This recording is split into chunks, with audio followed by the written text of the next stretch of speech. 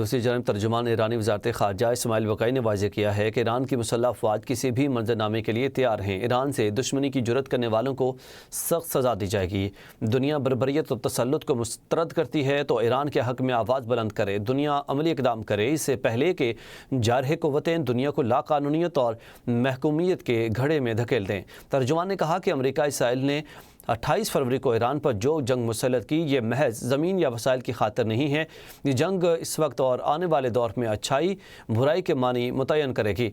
इस्माइल बक़ई ने कहा कि ईरान पर साल में दूसरी बार हमला करने वाले हर जंगी कानून की खिलाफ वर्जी पर खुशियाँ मनाते हैं।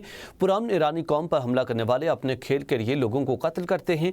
ये लोग ख़वातीन के सपोर्ट्स हाल पर मिसाइल बरसाकर इनकी तबाहकुन ताकत को जांच सकें। जंग पेशावर झूठों और अपने वतन का दिफा करने वाले फ़ाखिर लोगों के दरमियान है। ऐसे लम्हे में खामोशी भी बुराई का साथ देने के मुतरादिफ होती है।